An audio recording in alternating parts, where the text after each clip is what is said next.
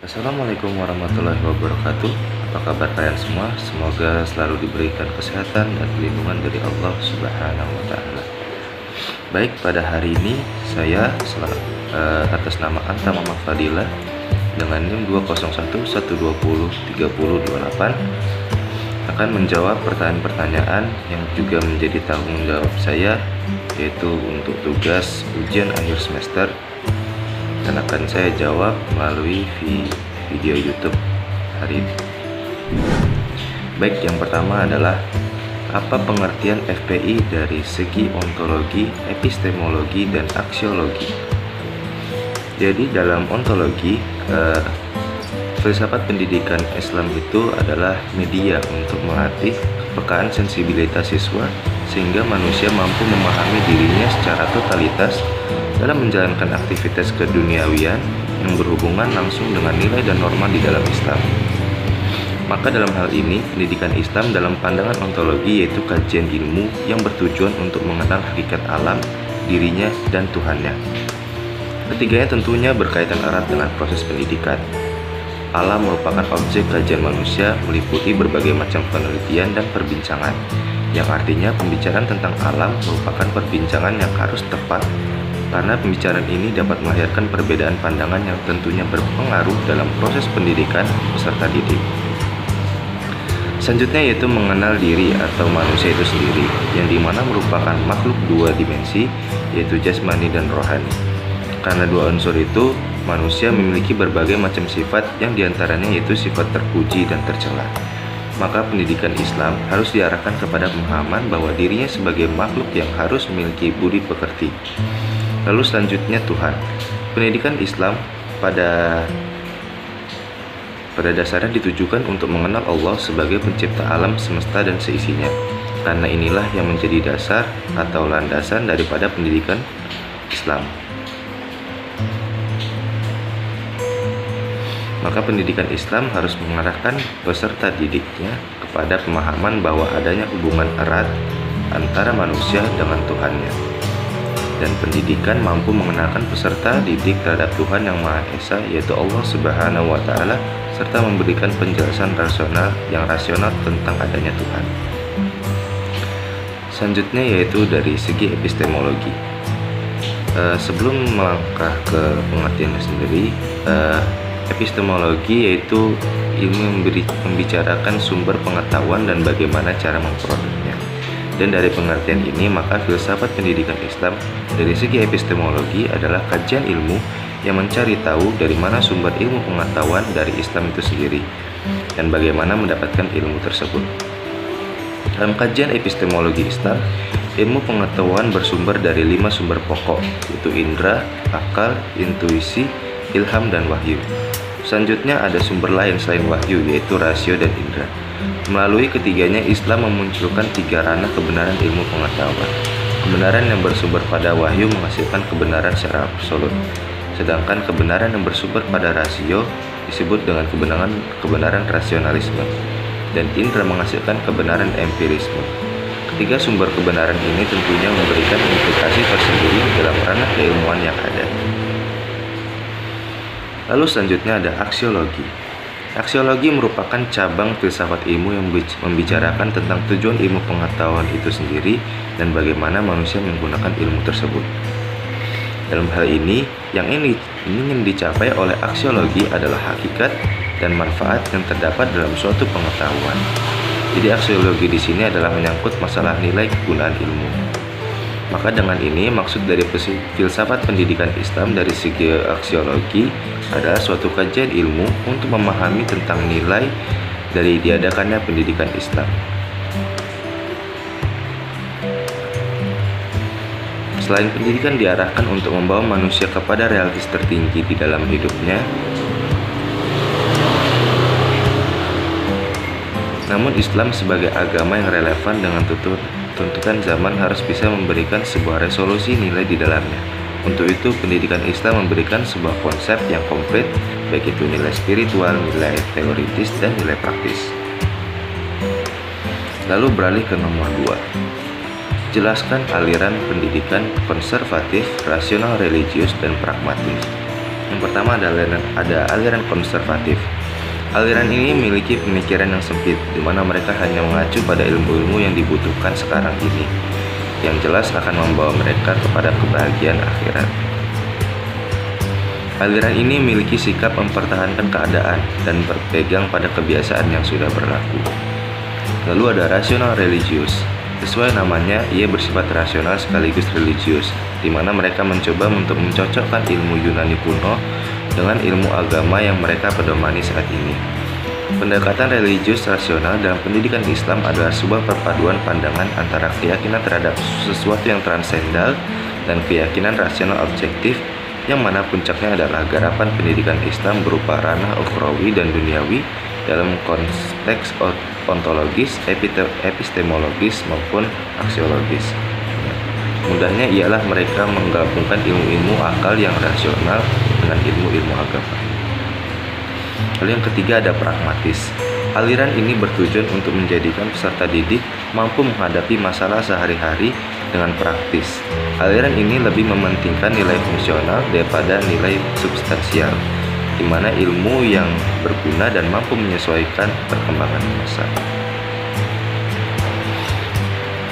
Lalu selanjutnya yaitu nomor 3, konsep pendidikan menurut Imam Al-Ghazali, Ibnu Khaldun, Kiai Haji Hasyim Asy'ari, Az-Zarnuji, dan Abdullah Nasir Ulwan.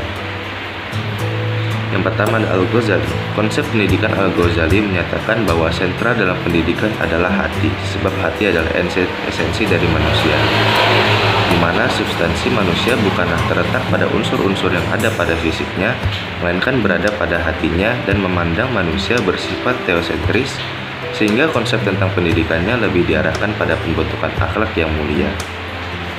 Keberhasilan seorang guru dalam mengajar ditentukan oleh banyak faktor, di antaranya adalah gurunya, tujuan pendidikan yang ingin dicapai, subjek didik, kurikulum, lingkungan, materi, dan metodenya.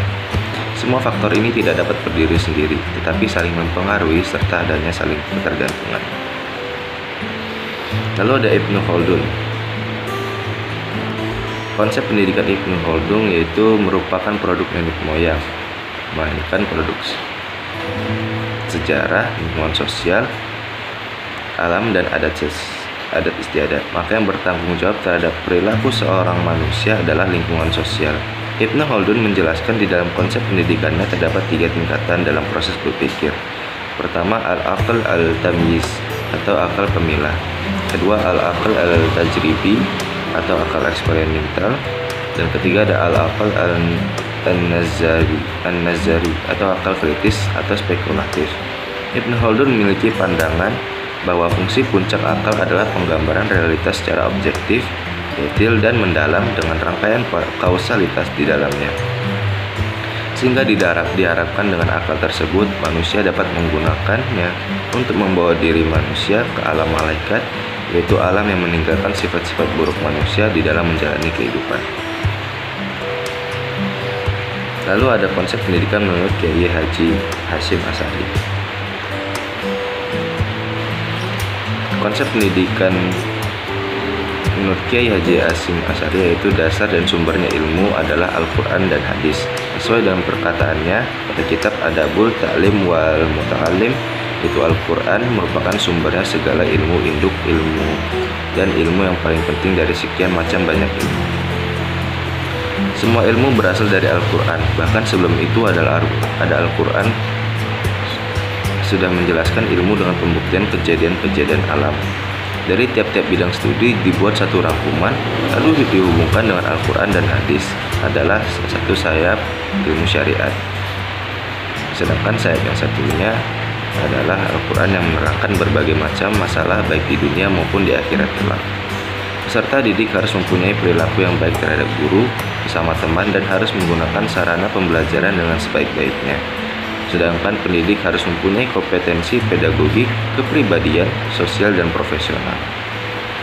Menurut Kiai Haji Hasyim Asy'ari, strategi pembelajaran yang baik adalah pelajari dulu pelajaran tersebut karena merupakan amal baik, dan apabila menemui kesulitan, maka carilah ilmu tersebut dengan bertanya sampai menemui pemahaman karena mencarinya terhitung ibadah, dan selesai belajar maka diskusikanlah dan membahas bersama-sama karena merupakan suatu ijtihad. Lalu ada konsep pendidikan menurut Az-Zarnuji. Konsep pendidikan Islam menurut Az-Zarnuji antara lain yaitu 1. Hakikat ilmu dan keutamaannya, 2. Niat belajar, 3. Memilih guru, ilmu, teman, dan ketabahan dalam belajar, 4. Menghormati ilmu dan ulama, 5. Sungguh-sungguh, kontinuitas dan minat yang kuat, 6. Permulaan dan intensitas belajar serta tata tertibnya, 7. Yaitu tawakal kepada Allah Subhanahu wa Ta'ala, 8. Ada saat terbaik untuk belajar, 9. Kasih sayang dan memberi nasihat, 10. Mengambil pelajaran, 11. Wara atau menjaga diri yang syubhat dan haram pada masa belajar, 12. Yaitu penyebab hafal dan lupa, dan 13. Yaitu masalah rezeki dan umur. Lalu yang terakhir ada konsep pendidikan menurut Abdullah Nasih Ulwan. Pandangan Abdullah Nasih Ulwan dalam kitab Tarbiyatul Aulad fil Islam adalah pendidikan yang memperhatikan 4 hal, yaitu pendidikan akidah, pendidikan akhlak, pendidikan akal, dan pendidikan sosial. Beralih ke nomor 4, yaitu filsafat pendidikan idealisme. Ciri khas filsafat pendidikan idealisme, filsafat pendidikan realisme, materialisme, pragmatisme, eksistensialisme, pendidikan progresivisme, perennialisme, dan esensialisme, serta bagaimana kontribusinya terhadap pendidikan agama Islam. Yang pertama ada filsafat pendidikan idealisme, yaitu pemikiran yang meyakini bahwa pada hakikatnya dunia ini hanya spiritual dan tidak meyakini pengaruh material atau fisik. Maka pendidikan dipandang sebagai pengembangan individu yang terbatas, di mana kemampuan pikiran dan nalar menjadi kunci utama. Lalu ada filsafat pendidikan realisme. Dalam arti filsafat yang sempit, realisme berarti anggapan bahwa objek indera kita adalah real, benda-benda adanya itu terlepas dari kenyataan bahwa benda itu kita ketahui atau kita persepsikan atau ada hubungannya dengan pikiran kita. Lalu ada filsafat pendidikan materialisme, yaitu aliran pendidikan yang berpandangan bahwa hakikat realisme adalah material, bukan rohani, spiritual, atau supernatural. Lalu ada filsafat pendidikan pragmatisme, adalah aliran yang berpandangan bahwa yang benar itu adalah segala sesuatu yang terbukti manfaatnya secara praktis. Maka dengan ini pendidikan adalah yang dapat menyesuaikan perkembangan masa dan mampu mengatasi masalah sehari-hari. Lalu ada filsafat pendidikan eksistensialisme. Aliran eksistensialisme memiliki pemahaman bahwa eksistensi mendahului esensi. Maka pertama harus ada manusianya dahulu, baru kemudian ada ide-ide yang diciptakannya. Semua tergantung pada manusia individual itu dan ia sendiri yang membuat putusan terakhir tentang apa itu kebenaran. Oleh karena itu, kebenaran dapat dilihat sebagai pilihan eksistensial yang tergantung pada otoritas individu. Maka dalam hal ini, fasilitator diharapkan dapat membiarkan peserta didik untuk menemukan esensi dirinya sendiri. Lalu ada filsafat pendidikan progresivisme. Aliran ini berpendapat bahwa pengetahuan yang benar pada masa kini mungkin tidak benar di masa mendatang. Pendidikan harus terpusat pada anak, bukannya memfokuskan pada guru atau bidang muatan. Lalu ada filsafat pendidikan perennialisme. Aliran ini berpandangan bahwa kehidupan modern telah menimbulkan banyak masalah di kehidupan, sehingga perlunya mengambil jalur regresif atau mundur dan kembali kepada kebudayaan masa lampau, yaitu di zaman Yunani kuno dan masa pertengahan. Dalam hal ini, cara pendidikan harus kembali sebagaimana proses pendidikan di masa itu. Lalu ada filsafat pendidikan esensialisme. Aliran ini berpandangan bahwa pendidikan harus bertumpu pada nilai-nilai esensi yang terbukti oleh waktu atau tahan lama, stabil, memiliki arah dan tujuan yang jelas. Jadi masing-masing aliran tentunya ada yang memiliki kontribusi terhadap pendidikan agama Islam dan ada yang tidak. Namun hampir semua aliran-aliran ini memiliki kontribusi penting dalam menentukan konsep atau aliran seperti apa yang pas untuk sebuah pendidikan agama Islam.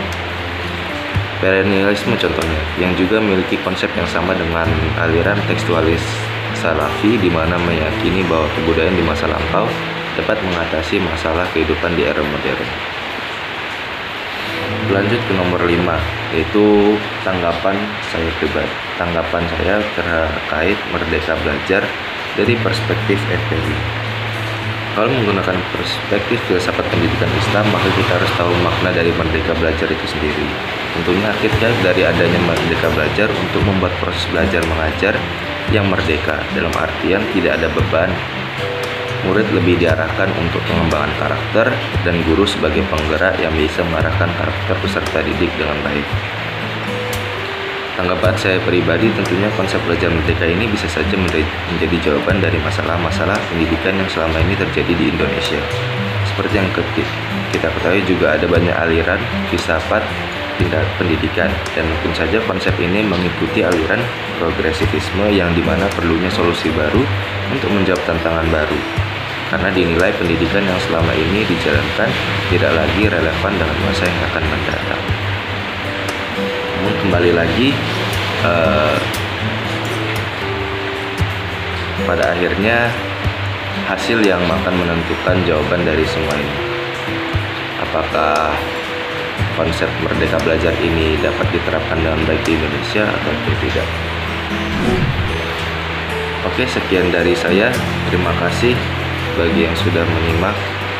Apabila ada kesalahan kata atau kesalahan jawaban, saya minta maaf yang sebesar-besarnya. Terima kasih. Wassalamualaikum warahmatullahi wabarakatuh.